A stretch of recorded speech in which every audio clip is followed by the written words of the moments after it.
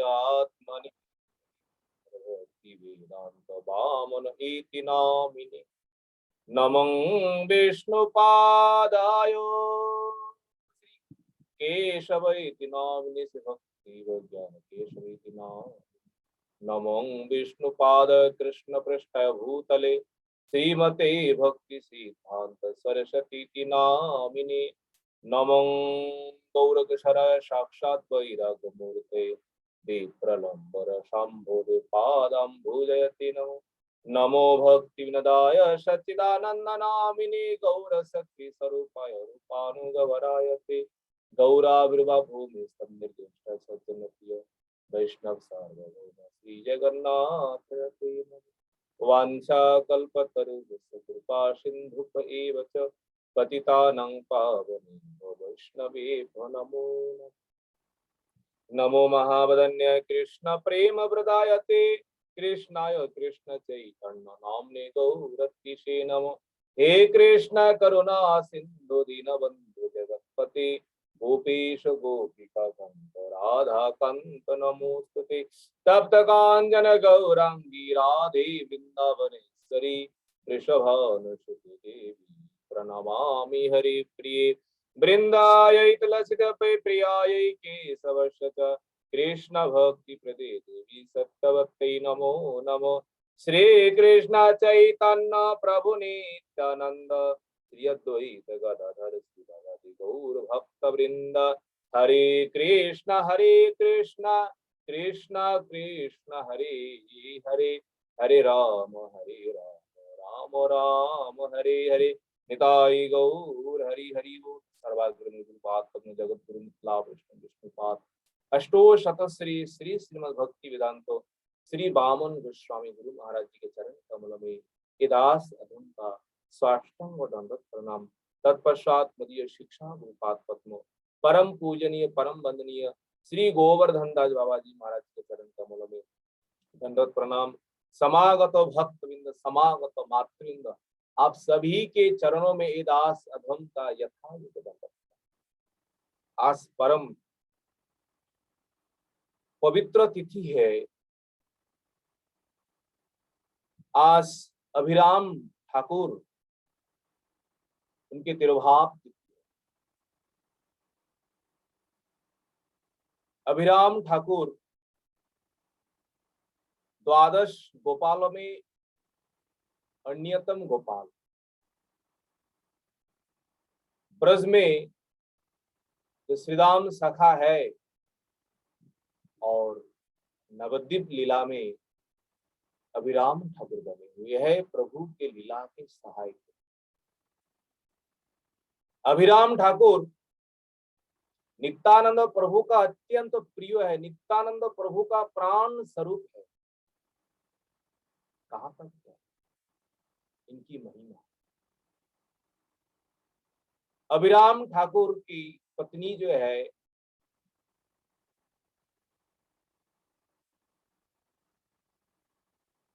विवाह किए है, पर इनके जो महान गुण जो है, इनका जो प्रभाव जो है, अगर अभिराम ठाकुर कहीं पर जाकर के प्रणाम करे, अगर वो तत्व विष्णु तत्व नहीं है, अभिराम ठाकुर का प्रणाम कभी भी ले नहीं पाते हैं। उसी समय जो कुछ भी है वो नष्ट हो जाते हैं, एकदम फाट जाते हैं। विष्णु विग्रह के बिना, सालोग्राम शिला के बिना कहीं पर अभिराम ठाकुर का प्रणाम कोई नहीं ले पाता। वैष्णव होना चाहिए। वैष्णव जो है वैष्णव ही ले पाते थे और कोई नहीं। अवैष्णव अभिराम ठाकुर का प्रणाम सहन। इस प्रकार गुण है, इस प्रकार उनके जीवन में, आचार्यों के जीवन में इस प्रकार क्षमता है। एक समय अभिराम ठाकुर ने क्या किया, एक लकड़ी जो है ना, काष्ठ, जिस काठ का वजन बहुत वजन, मानिए उस लकड़ी को उठाने के लिए कम से कम चैतन्य चरितामृत में है कम से कम 32 श्लोक चाहिए, और भक्ति रत्नाकर ग्रंथों में है कम से कम 100 श्लोक चाहिए। पर अभिराम ठाकुर ने क्या किया है, अनायास उस काष्ठ को उठाया, बंसी को जैसे धारण करे उस प्रकार अभिराम ठाकुर ने धारण किया। और ये लीला देख करके भक्तजन जो है आश्चर्यचकित हुए है। क्या प्रभु की महिमा। प्रभु के हाथों में एक छड़ी रहती, और वो छड़ी जो है, चाबुक जो है, जिनको स्पर्श होते वही कृष्ण प्रेम, उनमें उन्मत्त हो जाते थे कृष्ण प्रेम से। एक समय क्या हुआ है, श्रीनिवास आचार्य जो आए अभिराम ठाकुर के घर, उस समय बालक ही थे श्रीनिवास आचार्य।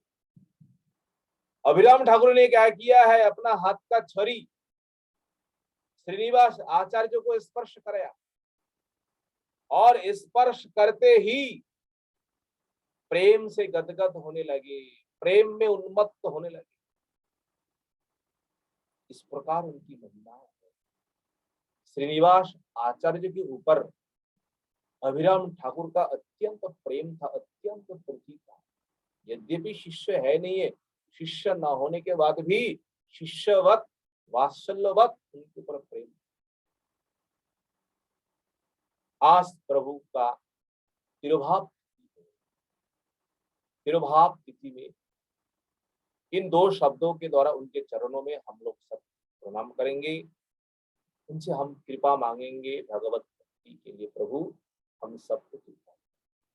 बोलिए अभिराम दास ठाकुर की जय। श्रीमद् भागवतम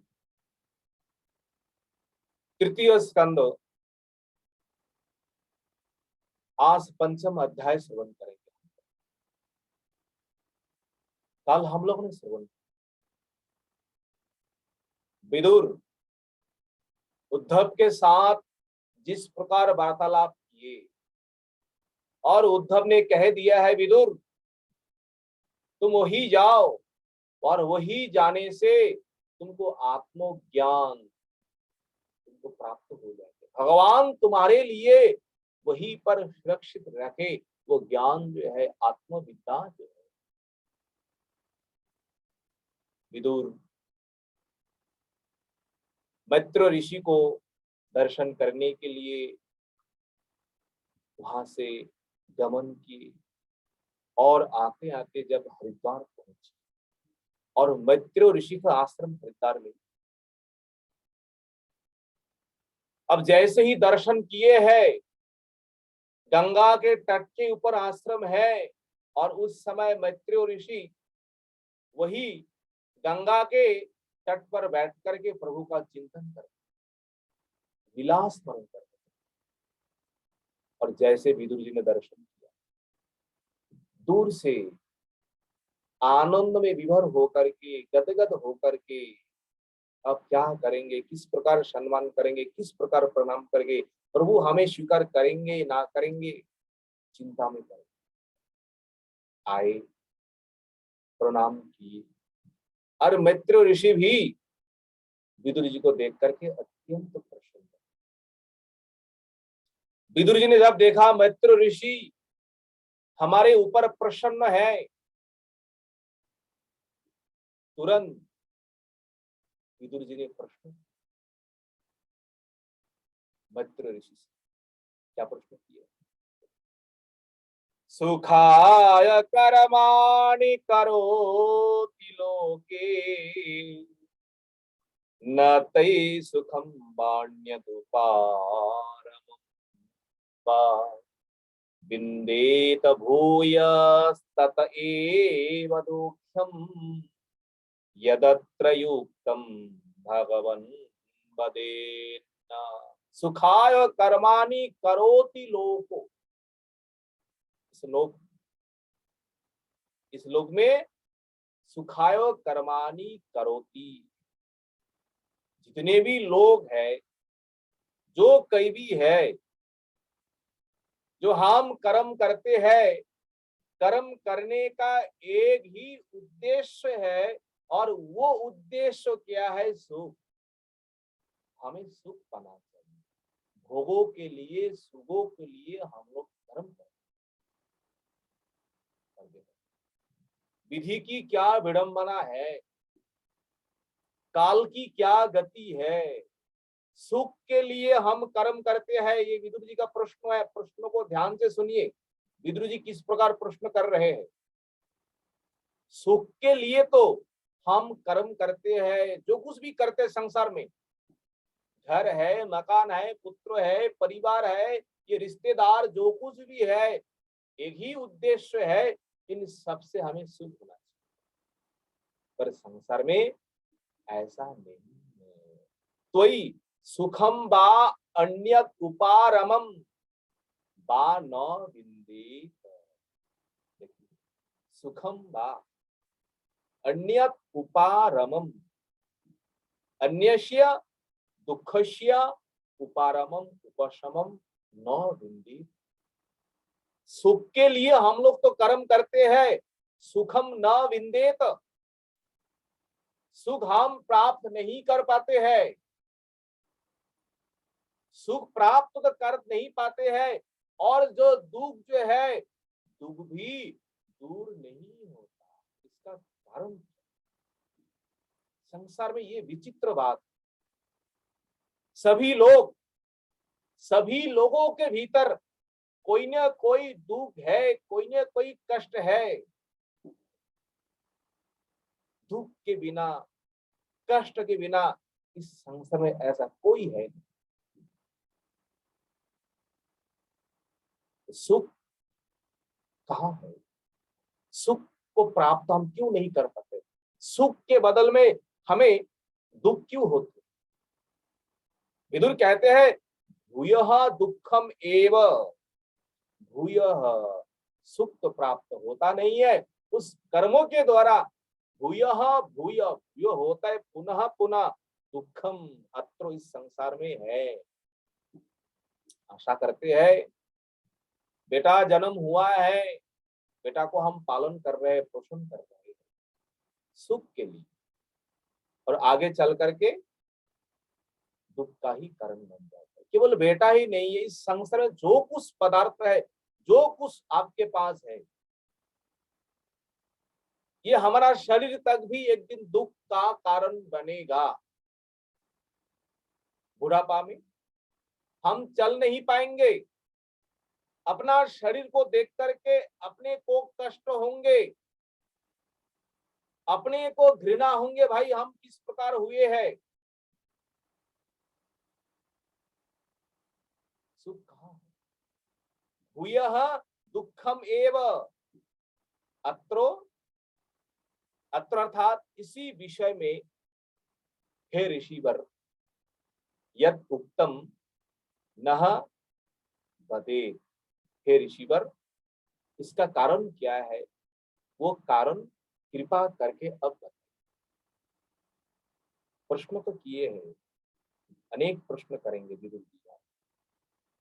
इसका कारण क्या है? सुख हमें क्यों प्राप्त नहीं होता? सुख के बदल में दुख हमें क्यों प्राप्त करते? इस स्थिति में हमें क्या करना चाहिए? जब मालूम पड़ जाएंगे, तब तो ये अनुभव करना चाहिए, इस परिस्थिति में हमें कौन सा कर्म करना है, ये तो अनुभव करिए। थोड़ा सा तो ये चिंतन करिए, इसका कारण क्या? उद्धव जी कहते हैं, जनस्य कृष्णात् विमुखा सदैवा अधर्मशीलाश्च सुदुक्षिताश्च च अनुगृहायेह चरन्ति नूनम् भूतानि भव्यानि जनार्दनस्य। देखिए, इस प्रकार कह रहे, दैवा, जो कुछ हम भोगते हैं, जो कुछ हम प्राप्त करते हैं, ये सब हमारे दैव है, सब हमारे पूर्वो पूर्वो संचित कर्मों का फल है। वही कर्मों का फल हम प्राप्त कर रहे हैं दैव के द्वारा। दैव होता है प्रारब्ध, हम करके आए उस कर्मों का फल हम प्राप्त कर रहे हैं। कब से? जब से कृष्णात् विमुखस्य, हम जब से भगवान विमुख हो गए, भगवान को भूल गए, भगवत सेवा हम भूल गए, भजन भूल गए, जब भगवान को हम भूल गए तब हमने इस संसार में कर्म करने लगे। कौन सा कर्म? कर्म अनेक प्रकार है, कर्मो है, अकर्मो है, विकर्मो है, तो हम कोई ना कोई हम करते रहते हैं। हम संसार में कुछ भी करते हैं, कर्म है, अकर्म है, विकर्म है, ये सब फल हमें ही प्राप्त है। कब से शुरू किया है? कृष्णात् विमुखस्य भगवत परान्मुखस्य अतः अधर्मशीलस्य। देखिए, अधर्मशीलस्य, इसीलिए हम संसार में पाप कर्म करते हैं, इसीलिए हम संसार में अकर्म करते हैं, विकर्म करते हैं। इसीलिए अधर्मशीलस्य कृष्णो विमुख, हम भगवान को भूल गए, भगवान से विमुख हुए हैं। विमुख होने के कारण हम अधर्म कर रहे हैं, अधर्म मार्ग में हम चल रहे हैं। प्रभु की कौन सा लीला है? सुदुःखितस्य जनस्य अनुग्रहाय नूनम। देखिए, सुदुःखितस्य, ये जो दुखित लोग जो है, जनगण जो है, सुख के लिए लालायित है, सुख प्राप्त नहीं कर रहे, इन सबको कृपा करने के लिए, सबके ऊपर अनुग्रह करने के लिए जनार्दनस्य, जनार्दन का भव्यानि भूतानि चरण, इस भूतानी संसार में चरंती भगवान विचरण करते हैं। भगवान संसार में आगमन करते हैं, लीला विलास इत्यादि करते हैं। इसका मूल कारण क्या है? बोले इसका मूल कारण एक ही है, भूतानी मंगलानी करोति, प्राणियों के मंगल के लिए, कल्याण के लिए, भव्यानी, भगवान का जो अलौकिक अपराकृत वो मंगलमय जो कर्म जो है, वो केवल जीव कल्याण के लिए ही है, जीवों के लिए परम औषध है। भगवान का लीला, भगवान का नाम, भगवान का रूप, भगवान का गुण, इन औषधों को हम पान करेंगे, हमारा सब बीमार भवरोग जो है, भवरोग दूर हो जाए। कहते हैं प्रभु भगवान स्वतंत्र है, भगवान स्वतंत्र होकर अपने इच्छा के अनुसार इस संसार में प्रकट होते हैं। किसी के इच्छा के अनुसार नहीं है, अपनी इच्छा के अनुसार भगवान प्रकट होते हैं। और भगवान प्रकट होकर के संसार का सृष्टि, संसार का पालन और संसार का संहार करते, ये भगवान का अपनी इच्छा है। भगवान देखिए, भगवान पहले तो एक ही था, जब अनेक हुए हैं, एक एव बहुश्याम, एक से जब बहुत हुए, बहुत होने पर भी भगवान सबसे अलग है, अलग होकर के सबका पालन, सबका पोषण, सबको देखभाल करते। ये नानान लोग जो है, 14 भुवन जो है, भगवान ने ही सृष्टि की है। केवल सृष्टि ही नहीं किए है, सृष्टि करने के बाद उन उन लोगों में किस प्रकार देखभाल करना है, उनमें कोई जो देवता होना चाहिए, कोई कौन राजा होना चाहिए, किसके द्वारा उन लोग को पालन करेंगे, भगवान सारा व्यवस्था वही करते। उद्धव जी कहते हैं, हे महात्मा, ये भगवान को ये करने का क्या प्रयोजन, भगवान का क्या जरूरत है इस कर्म को करने के लिए, इस प्रकार लीला विलास करने के लिए, उद्देश्य क्या है? वो उद्देश्य कृपा करके हमें बताइए। देखिए उद्धव जी का किस प्रकार प्रश्न, महाभारत में श्री वेदव्यास जी के मुख से हमने अनेक धर्म के बारे में, चार धर्म जो है, जो कुछ दान धर्म जो कुछ भी है सब सुने हैं, व्रत कथाएं भी सुने हुए हैं वेदव्यास जी के मुख से। विदुर जी कहते हैं पर उन उन प्रसंगों में जो जो भगवत कथा आए और उन भगवत कथा इस प्रकार मधुर, इस प्रकार अमृत, बार बार पान करने के बाद भी मन में तृप्ति नहीं। धर्म के बारे में, व्रत के बारे में जो हमने कथा सुने हैं, वो कथा सुनकर तो मन तो परितृप्त हुए है, पर भगवान की जो लीला जो है, भगवान की कथा जो है, कथा सुन करके हमें परितृप्त हुआ नहीं। इस संसार में ऐसा कौन व्यक्ति है, कौन विवेकवान व्यक्ति है जो भगवान की कथा सुन करके वो कहता है हम परितृप्त हुए हैं? ऐसा कोई नहीं।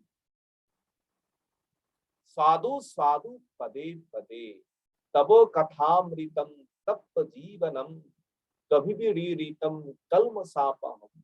भगवान की कथा अमृत के समान है। तप्त जीवनम, तपे हुए जीवनों को वो सुशीतल करने के लिए भगवान की कथा है।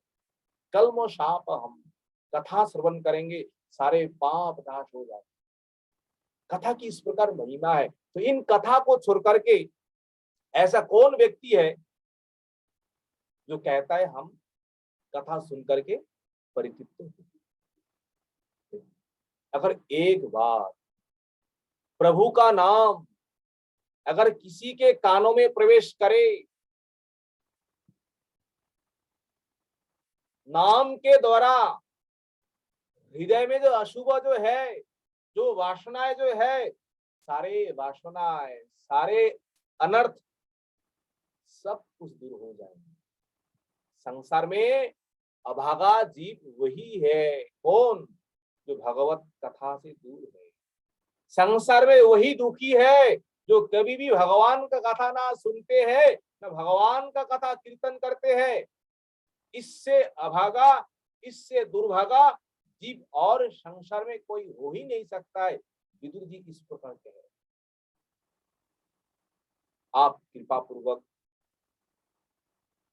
भगवान का मंगलमय नाम जो है, भगवान का लीला जो है, जगत कल्याण के लिए, जगत हित के लिए आप वर्णन करें प्रभु। देखिए अगर जगत का कल्याण हो जाए, हमारा भी कल्याण हो जाएंगे, क्योंकि हम भी जगत में ही हैं।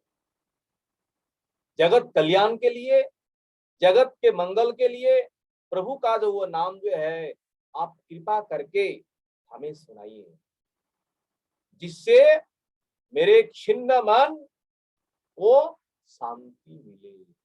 विदुर जी का इस प्रकार प्रश्न है। इस प्रकार प्रश्न सुनकर मैत्रेय जी अत्यंत प्रसन्न हुए और प्रसन्न होकर विदुर जी कहते हैं साधु प्रेष्ट्यम तया साधु लोकान साध्यन गृह्णता कीर्तिम वितन्वता लोके आत्मनो दक्षजात्मनः साधु पृष्ठ्यम तया साधो। हे साधु, आपने उत्तम प्रश्न किया। वास्तव में संसार को कल्याण करने के लिए, संसार को पवित्र करने के लिए एकमात्र वही प्रश्न है, यही उत्तर है, और कोई प्रश्न और कोई उत्तर है ही नहीं है। आपने जो प्रश्न किए हैं, इन प्रश्नों के द्वारा संसार का तो कल्याण हो ही जाएंगे, हो ही जाएंगे, आपका भी कल्याण हो जाएंगे, इस लोक में परलोक में, दोनों लोकों में।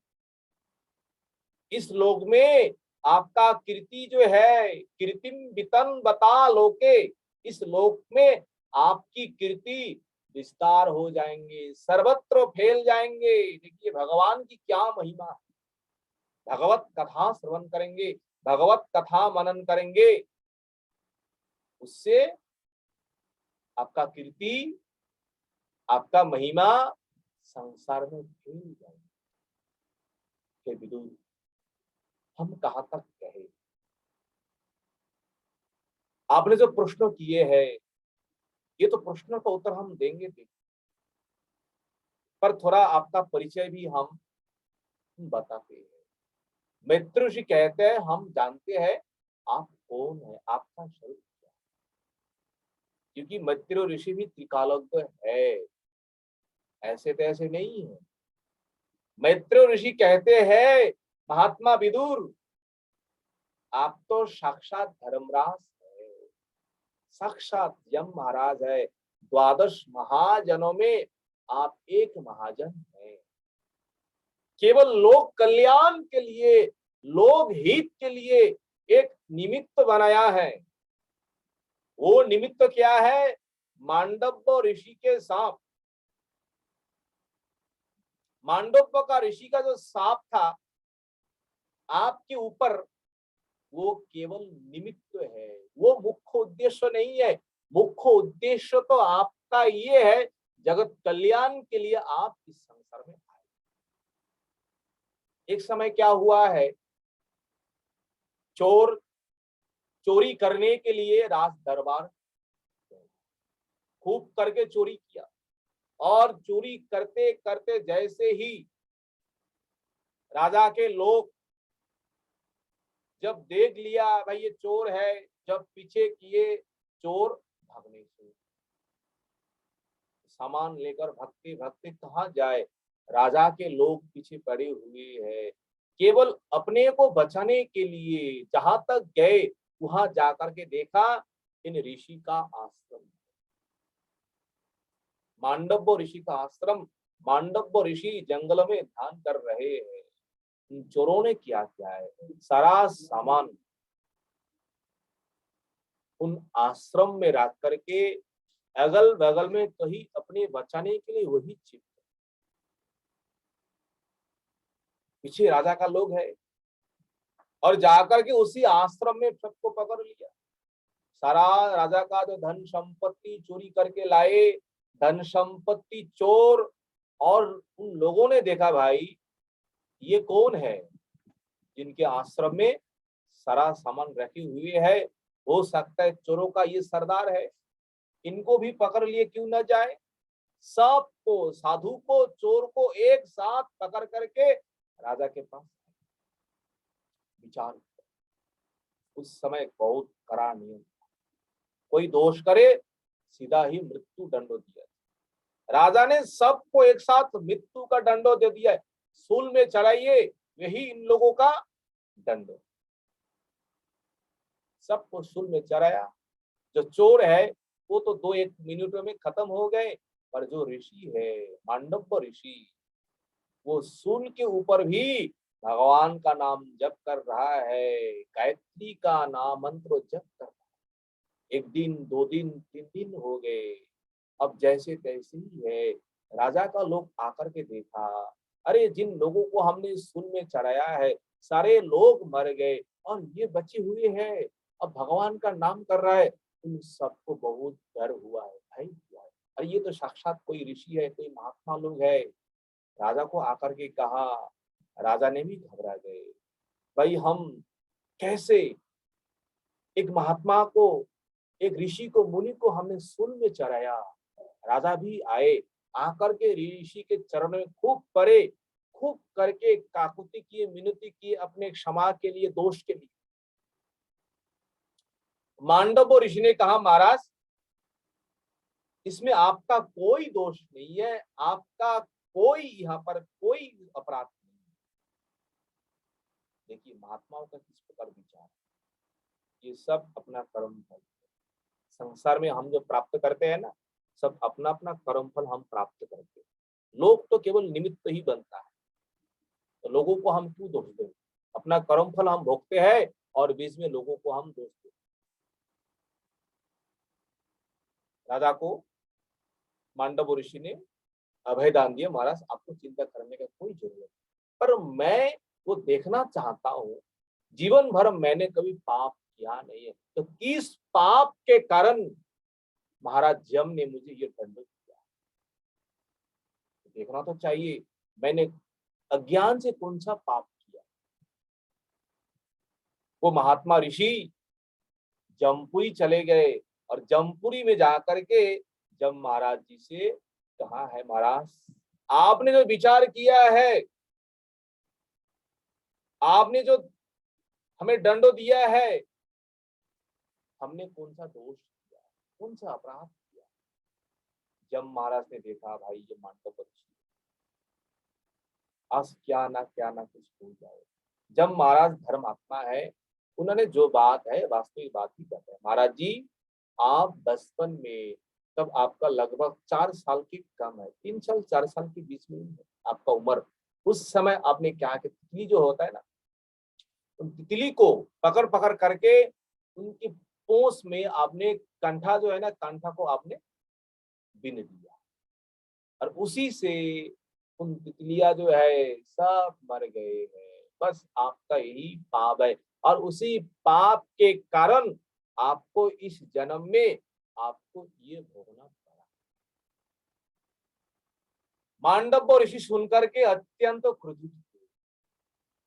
देखिए कुछ नियम है संसार में, पाप तो है पर इस नियम के अनुसार अगर कोई पाप करे, वो पाप उतना दंड नहीं होता है।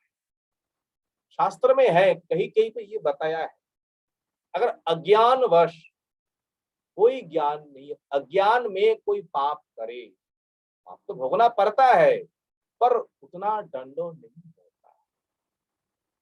जो बोध नहीं हुए हैं, अभी भी उम्र हुए नहीं है, इस अवस्था में कम से कम 5 साल तक अगर कोई पाप करे, वो पाप भोगना नहीं पड़ता है। पर जब महाराज ने किस प्रकार हमारा पाप को इन्होंने लिख दिया।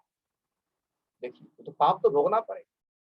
कहीं पर हमने सुने हैं, अगर हम अज्ञानवश हम पाप करते हैं, वो पाप का फल प्रभु किस समय हमें देते हैं? सपनों के माध्यम से। देखिए सपनों में भी हम अपने अपने कर्म फल को भोगते हैं। कौन सा कर्म का फल? जो कर्म साक्षात रूप में फल देने का वो समर्थ नहीं है, केवल कर्म तो है, पाप तो है, उतना पाप नहीं है जो साक्षात रूप में आपको दुख देंगे, आपको कष्ट देंगे। ऐसा अनेक कर्म है, उस कर्मों का फल सपनों के माध्यम से, सपनों के द्वारा जीवों को कष्ट देता है क्षणिक समय के लिए, जो कुछ भी समय। मांडव को ऋषि ने अभिशाप दिया, महाराज आपका करना बहुत गलत किया। आगे हम सुन के आए, मांडव ऋषि यही अभिशाप दिया है, आपको दासी पुत्र होना पड़ेगा। और उसी अभिशाप के कारण विदुर तो आए, पर मैत्रेय ऋषि कहते हैं ये आपका गौण कारण है, ये तो प्रभु की लीला है। आपका आने का उद्देश्य ये है जगत का कल्याण के लिए, जगत का मंगल के लिए। इसलिए आपने जो इस प्रकार प्रश्नों किए हैं, तो इन प्रश्नों को सुन करके आश्चर्य होने का कोई जरूरत नहीं है, क्योंकि आप धर्मात्मा हैं, आप साक्षात जन है, भगवान का निजजन है, इसलिए आप में इस प्रकार प्रश्न है। पर देखिए महात्मा विदुर, भगवान जिस समय अंतर्धान लीला किए, उस समय बार बार तुमको स्मरण किया और स्मरण करते हुए मुझे आदेश दिया है, मैत्रेय जी मैंने तुमको जो ज्ञान उपदेश दिया है, ये ज्ञान भी तुम विदुर को देना। तुम्हारे लिए मैं अपेक्षा कर रहा हूँ विदुर, तुम कब आएंगे और भगवान का आदेश हम पालन करेंगे, तुमको हम प्रभु का ज्ञान हम प्रदान करेंगे। इसीलिए मैं तुम्हारे सामने वो ज्ञान प्रदान कर रहा हूँ, वो ज्ञान वर्णन कर रहा हूँ जो ज्ञान प्रभु ने मुझे दिया। अब मैत्र ऋषि वो ज्ञान प्रदान करेंगे। कौन सा ज्ञान? सृष्टि से प्रलय पर्यंत प्रभु का जिस प्रकार लीला है, प्रभु का जिस प्रकार कर्म है, सारे लीला एक एक करके मैत्रेय ऋषि विदुर जी के सामने वर्णन। सबसे पहले सृष्टि से पहले भगवान एक ही था, एकम एव अद्वितीयम। एक होने पर प्रभु को अच्छा नहीं लग रहा है। एकम एव बहुश्याम, फिर एक से बहुत होने की इच्छा किए है, हमें अनेक होना है। तो अनेक कैसे होना है? जब प्रभु ने इच्छा किया है, इच्छा मात्रों से ही प्रभु की जो इच्छा मात्र शक्ति है, उन इच्छा मात्र शक्ति से ये माया नामनी शक्ति जो है, प्रकृति जो है, प्रकृति प्रकट हुई है। ध्यान से सुनिए ये सृष्टि क्रम मैत्र ऋषि किस प्रकार वर्णन कर रहे हैं। भगवान केवल इच्छा किया है अनेक होने के लिए, इच्छा शक्ति से माया देवी प्रकट, और माया देवी जब प्रकट हुए, माया देवी के ऊपर भगवान ने शक्ति प्रदान किया, अपना बीजों को दान किया है, शिक्षण के द्वारा, दृष्टि के द्वारा। और उस शक्ति को प्राप्त करके प्रकृति देवी सबसे पहले महत् तत्व को सृष्टि किया,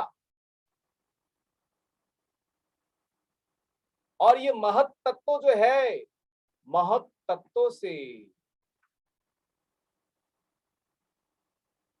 तमोगुण अहंकार जो है, राजसिक अहंकार जो है, सात्विक अहंकार जो है, ये तीन प्रकार अहंकार प्रकट हुए।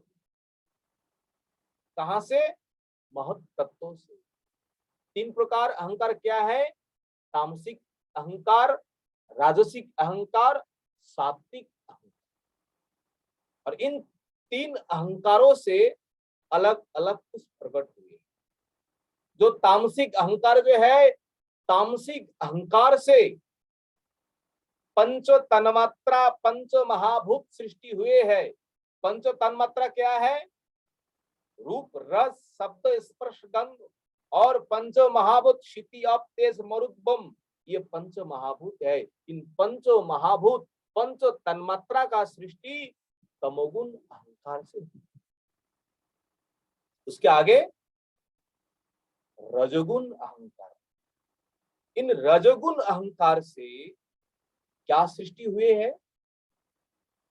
पंचो ज्ञानेन्द्रियों और पंचो कर्मेंद्रियों।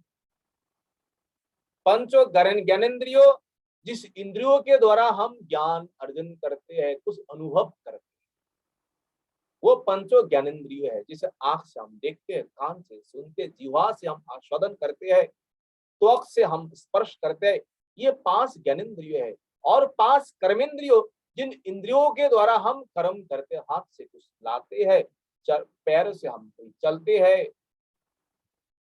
इस प्रकार पांच कर्मेंद्रियों, पांच ज्ञानेन्द्रियों जो है, ये रजोगुण अहंकार से प्रकट हुए।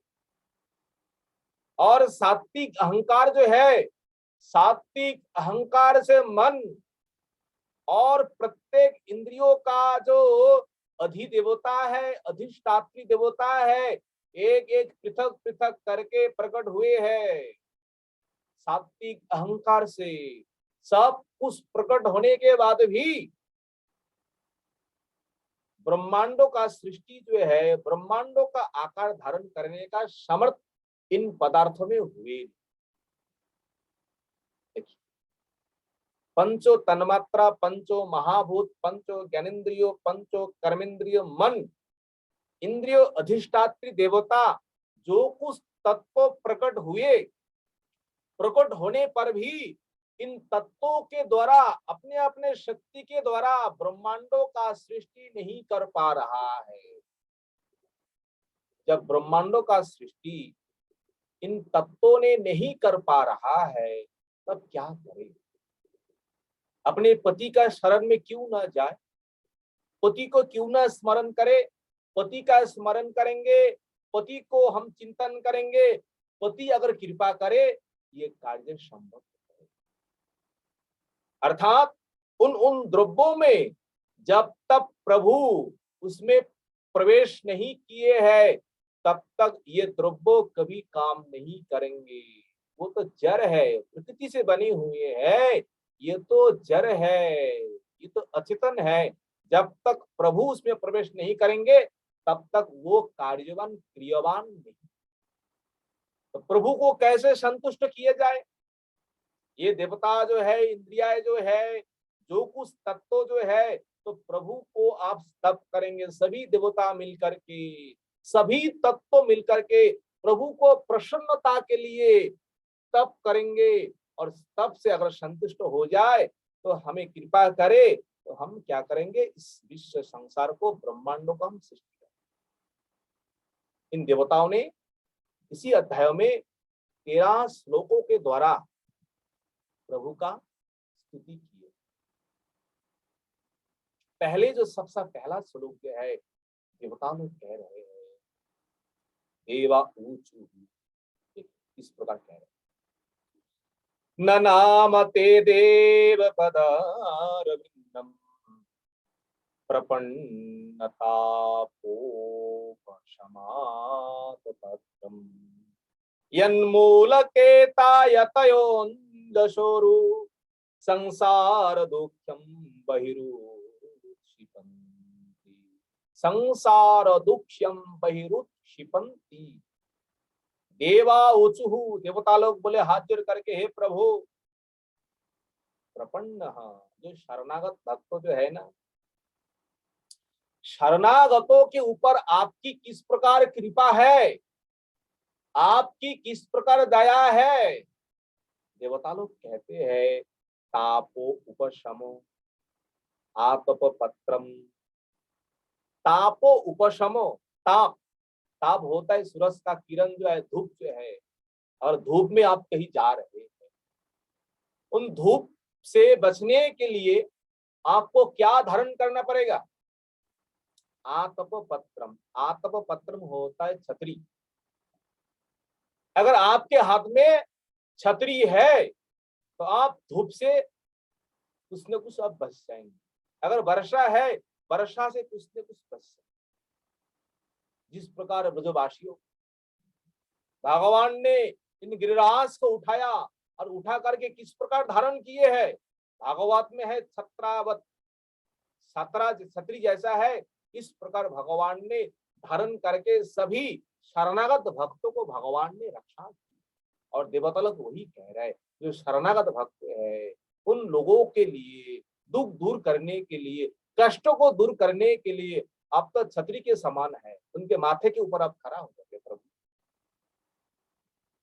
और खड़ा होने के बाद उन भक्तों का सारा दुख, सारा कष्ट सब दूर हो जाता। इसलिए ते पदारविंदम नमामो, आपके चरण कमलों में हम सबके प्रणाम है प्रभु। ते, इसलिए ते पदारविंदम ननाम, आपके चरण कमलों में हम जैसे अधम दास है, इन दासों का अनंत अनंत कोटि कोटि प्रणाम। यन मूल केता, देखिए, जश्य पदार विंध्यश्य मूलम तलम केतो आश्रम जेशाम ते। ऐसे भी भगत है, ऋषि लोग है, महात्मा लोग है, भगवान के चरण छोड़ करके और कहीं आश्रय करते ही नहीं। अगर ऐसे कोई महात्मा लोग है, कोई साधु सज्जन है, जो भगवान को ही आश्रय करके है, चरण आश्रय करके है, उन महात्माओं का किस प्रकार संसार में अवस्था है। कहते हैं, जतयः अंजसा पुरु उरु संसारो दुख्यम अंजसा। अंजसा शब्द का अर्थ होता है अत्यंत सहज सरल से। उन महात्मा लोग, कौन महात्मा लोग? जो महात्मा लोग आपके चरणों को आश्रय करके है। तो उन महात्माओं के लिए उरु संसारो दुख्यम, संसार दुख जो है उरु उरु होता है अत्यंत महत जो है, अत्यंत सबसे बड़ा जो दुख जो है, संसार रूपी समुद्र है, दुख रूपी समुद्र। इन दुख का कोई आदि नहीं है, कोई अंत भी नहीं। तो देवता लोग कह रहे हैं उरु संसारो दुख्यम, बही उत्क्षिपंती, बही होता है अनेक दूर में उन दुख को, उन कष्टों को वो फेंकता है। इसलिए आपके चरणों को आश्रय करें। इसलिए आपकी चरण की ये महिमा है प्रभु, कहां तक वर्णन करे। भक्तिविनोद ठाकुर ने यही तक वर्णन करे।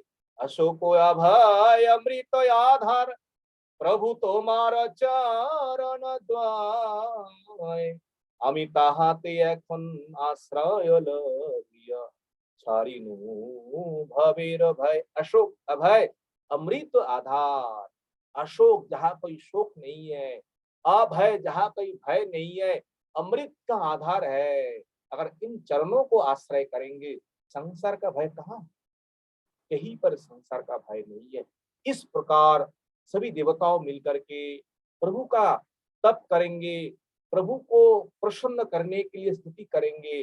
भगवान प्रसन्न होकर के सबके सामने आएंगे और सबके सामने आकर के सबको वरदान देंगे, तुम सबकी मन की वासना पूर्ण हो जाए। सबके भीतर भगवान प्रवेश करेंगे, सबके भीतर भगवान प्रवेश करके सबसे मिलित होकर के पंचो महाभूत, पंच तन्मात्रा, पंचो ज्ञानेन्द्रिय, पंचो कर्मेंद्रियो, मन, अहंकार, प्रकृति जो कुछ है सब मिल करके ये विश्व ब्रह्मांडो जो है, विश्व ब्रह्मांडों को सृष्टि करेंगे। सृष्टि करने के बाद जिस प्रकार मैत्रेय ऋषि उद्धव विदुर से सृष्टि रहस्य वर्णन करेंगे, ये सृष्टि रहस्य वर्णन हम आगे श्रवण करेंगे। वांछा कल्पतरु कृपा सिंधु एव च पतितानां पावनेभ्यो वैष्णवेभ्यो नमः। हरे कृष्ण हरे कृष्ण कृष्णा कृष्ण हरे कृष्ण हरे, हरे राम राम राम हरे हरे। दंडवत प्रणाम सभी भक्तों के शरण में, दंडवत प्रणाम। जय परम पूज्यपाद श्री श्रील गोवर्धन दास महाराज की जय। जय हरिदास पूज्यपाद हरिदास प्रभु की जय। समागत वैष्णव वृंद की जय। अच्छा, किसी भक्त का कोई प्रश्न है तो अपना आप कृपया हाथ उठाइए। किसी भक्त का कोई प्रश्न है, आप अपना वीडियो में ऐसे हाथ उठा सकते हैं या रिएक्शन भी दे सकते हैं। शांतोष प्रभु जी, आपका कोई प्रश्न है?